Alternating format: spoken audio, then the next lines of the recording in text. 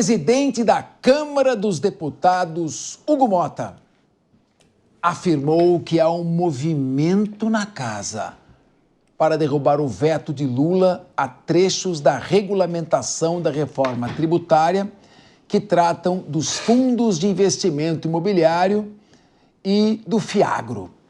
Motta disse, porém, que vai discutir o assunto com o governo. Vamos ouvir o que ele disse. Houve sim uma certa reação, principalmente ali da frente parlamentar da agropecuária e também alguns setores do mercado financeiro. Como estava já no final do ano, nós não tínhamos mais perspectiva de agenda legislativa, eu entendi que esse assunto ficaria para ser tratado agora, no início do ano, nas sessões do Congresso Nacional, já que é o Congresso que trata da questão dos vetos. Eu vou aguardar o ministro entrar em contato. Eu entendo que dentro da casa há um movimento pela derrubada desse veto, né? Com quem eu tenho conversado tenho sentido, mas aí vamos aguardar qual é a alternativa que o governo irá propor e com tranquilidade discutir sobre o assunto. Rafael Macris, o problema é o seguinte, o governo está com uma sede de taxar que é uma coisa de louco. Já estão taxando os rendimentos das aplicações, querem taxar o agronegócio. O que você acha que pode acontecer? Uma reação do Congresso? Você acredita que quem pode incutir mais medo no Brasil? Donald Trump ameaçando aumentar as tarifas ou Fernando Haddad aumentando a taxação dos contribuintes?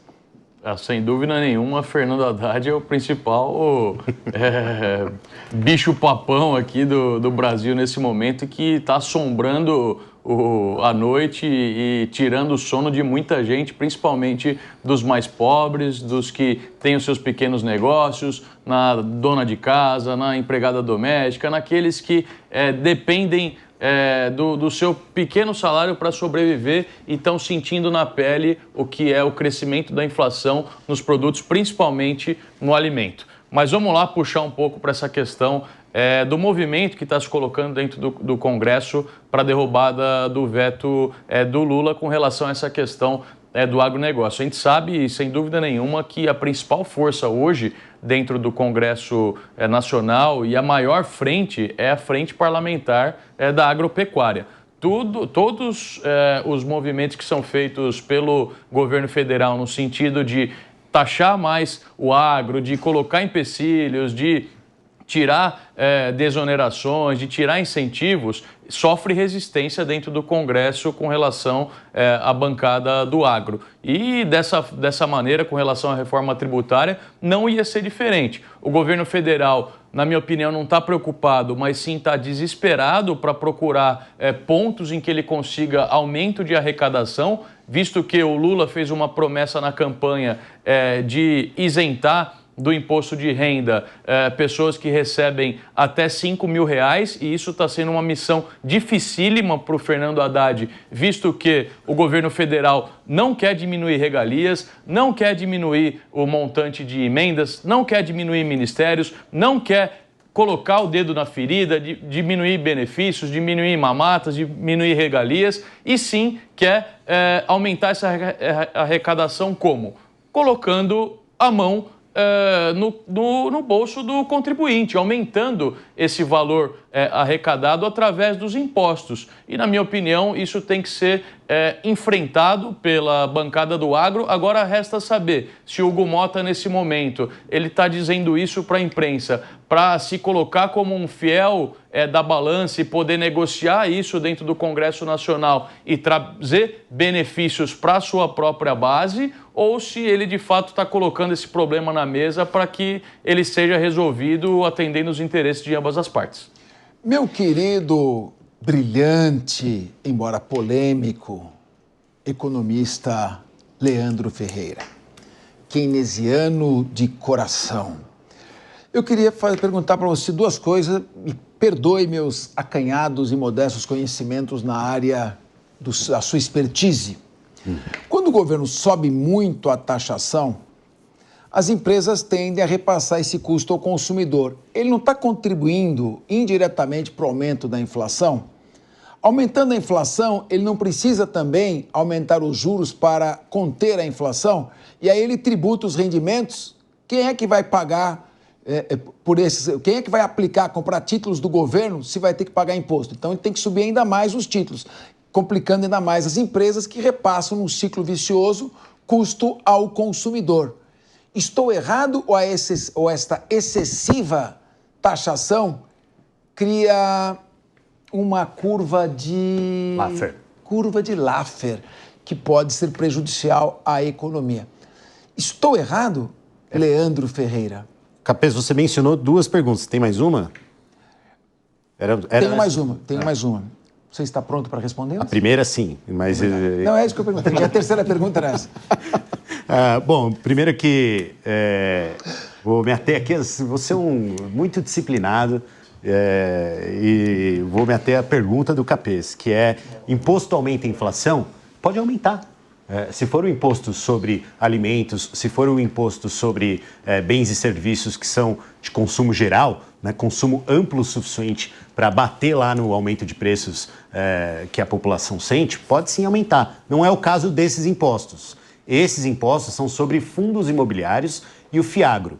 O governo já falou que vai corrigir, porque tinha um problema técnico na redação que isentava, né, e aí se comprometeu, aí, junto com o Hugo Mota, a corrigir por meio de outro projeto de lei, derrubada de veto, o que for necessário. Né, porque esses fundos, na verdade, são de pessoas que detêm milhões, às vezes bilhões, em propriedades privadas, propriedades imobiliárias, e colocam em um fundo, né? Não é igual você que coloca o seu segundo apartamento no Airbnb, no seu caso, né, Capês, lá na praia, coloca a sua residência no Airbnb para as pessoas poderem alugar, ou numa imobiliária e você recebe ali um trocado, né? Estamos falando de gente que coloca os imóveis como se fossem dentro de um banco. A propriedade e a administração é feita por um banco. Isso é um fundo imobiliário. E aí esse imóvel vai ser alugado, vai ter rendimento sobre ele, e imposto sobre isso não resulta em inflação, porque são só algumas pessoas que são atingidas. Mesmo assim, o governo vai isentar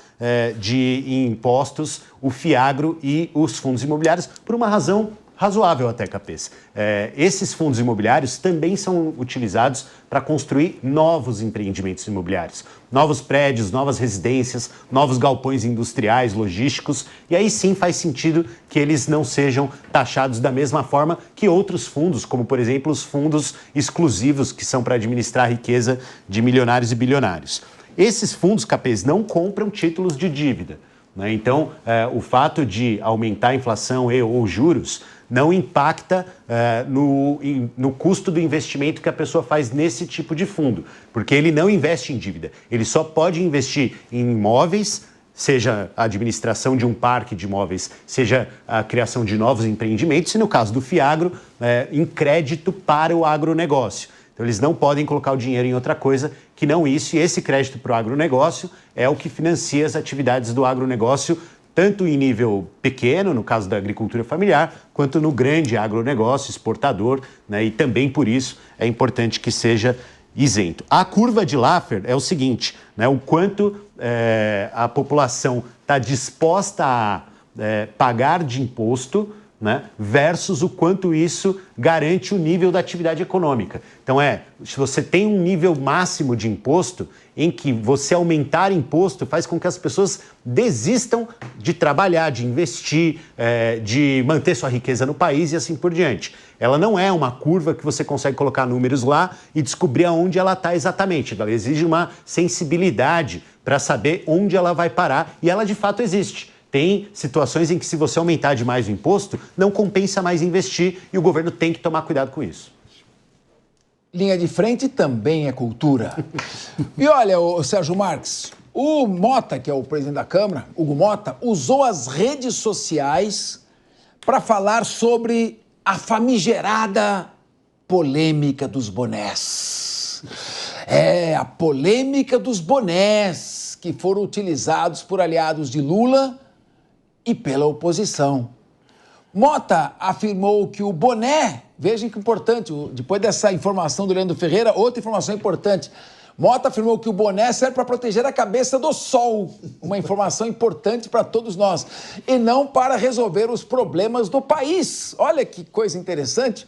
O líder disse ainda, abre aspas, o que a gente precisa fazer é ter a cabeça aberta. para pensar em como ajudar o Brasil e ir para frente, fecha aspas. Na manhã de hoje, o presidente Lula publicou um vídeo utilizando o boné, sempre o boné, com a frase, abre aspas, o Brasil é dos brasileiros. O acessório faz alusão ao boné de Donald Trump, com a frase Make America Great Again. Faça a América grande novamente. Coronel Sérgio Marques, importante no momento em que o país está pagando R$1 trilhão de juros da dívida, com os déficits recorde das estatais, déficit fiscal, esta polêmica importante que surge no Congresso Nacional, o presidente da Câmara falando da polêmica dos bonés. Você sabia que o boné serve para proteger a cabeça? No seu caso, até com mais razão? Eu queria ouvi-lo, Sérgio Marques. Então, Capês, é uma guerra, né? A guerra dos bonés, né? A guerra dos bonés. Acredito eu que seja inicialmente a ideia do marqueteiro do governo, que é o chefe do SECOM, o Silvano Palmeira, né? Inclusive, ele muda até a tática. Se vocês observarem, os que apoiam o governo, os petistas, eles não estão utilizando bonés vermelhos. Porque o Trump utiliza boné vermelho lá, né? Porque é a cor do partido republicano. Mas aqui ele está utilizando ou bonés amarelos ou bonés azuis. É a força do PSDB. PSDB e a cor das bandeiras do Brasil. Certo. Então, ele não está colocando a cor vermelha, uma situação de marketing interessante, está colocando e reafirmando o verde e amarelo, com várias frases. Aí a oposição, seguindo essa lógica para fazer frente à continuidade da guerra dos bonés, também se utilizou de bonés durante a assunção da troca, né, da Câmara Federal no dia 1º, sábado. E o boné estava dizendo assim, comida barata novamente, Bolsonaro 2026. Então, você vê que é uma guerra de narrativa dos dois lados, e a mudança especial, o Sidônio Palmeira é um marqueteiro inteligente, já participou na Bahia das várias reeleições dos governos anteriores, e ele coloca o vermelho de lado e se utiliza de frases com as cores verde e amarela. Ou seja, até o governo mudando e substituindo o vermelho, porque ele sabe que o vermelho não está muito bem na visão do brasileiro comum. Meu querido Rodolfo Maris, no final do século XV, houve na Grã-Bretanha a famosa Guerra dos Roses, né? Que é a família dos Lancaster contra a família dos Yorks. E agora o Brasil faz essa nova versão da Guerra dos Roses, que é a Guerra dos Bonés. Como você, que também é um afeiçoado a bonés por razões óbvias, enxerga essa questão do debate, um boné para cá, um boné para lá e a economia para lá e para cá? Capês, eu posso confessar que eu não uso boné. Eu deveria, mas eu não uso boné, tá? Mas eu vejo aqui um erro, na minha concepção, na minha opinião, um erro grotesco do marketing, que fez esse boné azul com essas escritas brancas que mal dá pra ver. Outra coisa, nos Estados Unidos, se é pra copiar, e no Brasil, né, na verdade no mundo, nada se cria, tudo se copia, quem usa o boné lá é o Donald Trump. O Lula só colocou o boné na cabeça e falou que existe o boné. E quem usa é os seus coligados ali, as pessoas que andam ao seu lado, menos o presidente da República. Mas vale lembrar que na campanha para prefeito de São Paulo no ano passado, Paulo Marçal usou o seu boné e foi altamente criticado pelas pessoas do PT. E agora as pessoas do PT que o criticaram faz uso ao boné. Não dá para entender o que está acontecendo de verdade com as pessoas que estão à frente do marketing do PT. Agora, meu querido Leandro Ferreira, está na hora de ouvirmos você também. No momento em que o presidente Lula faz essa analogia com Make America Great Again, usando um boné, podemos dizer que o presidente Lula também está sofrendo os efeitos de Trump, sob influência de Donald Trump? Seria uma admiração, não digo pela pessoa, mas pelo menos pelo estilo? Eu gostei. Vou usar também um boné como o meu querido colega norte-americano Donald Trump. Pode significar no subconsciente uma admiração? No subconsciente, eu não sei se precisa chegar... Semiótica. O presidente Lula sempre utilizou boné, né? Inclusive, eu também tenho os meus do MST, do PT, trouxe um de Cuba agora, né? Posso te dar um de presente, se você quiser. Você foi no lançamento? Você foi no lançamento do meu livro com boné e camiseta do MST? Foi, exatamente. E eu te abracei, fizemos foto e apanhei pra caramba, mas quero te ouvir.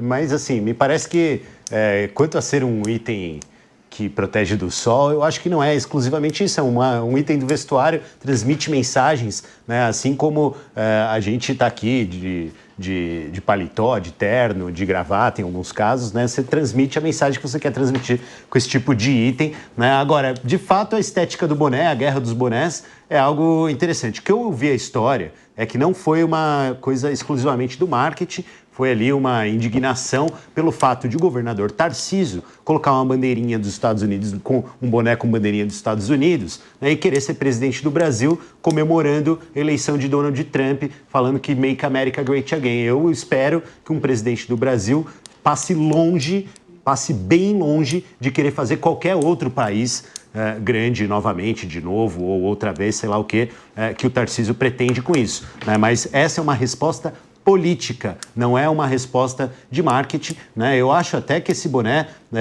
dialoga com outras coisas, né? Tem o boné azul do Ayrton Senna, que, afinal de contas, se tornou um símbolo nacional, né? Mas me parece que tem menos importância a forma e o item em si, e mais a questão política, que quem bota boné de Donald Trump com bandeirinha dos Estados Unidos é um entreguista.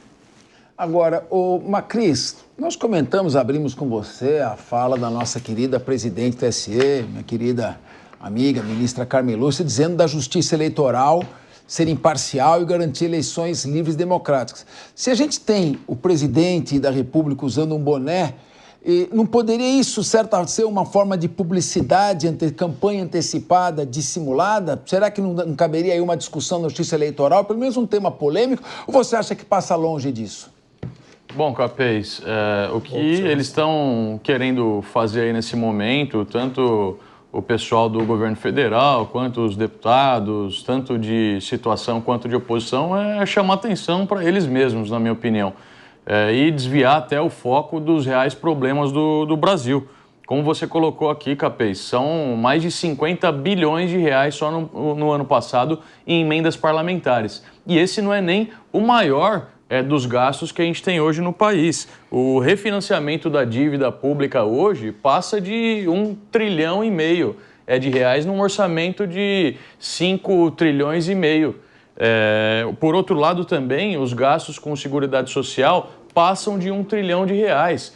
O orçamento discricionário hoje que o governo tem para investir naquilo que ele acredita ser o melhor, naquilo que ele quer realmente, não chega nem a 0,2 trilhão, ou seja, 0,2 bilhões de reais, 200 milhões de reais ele tem para isso, num orçamento de 5,5 trilhões de reais. A gente tem muitos problemas a serem resolvidos e, na minha opinião, não é um boné azul, um boné verde, um boné vermelho que vai resolver o problema do país.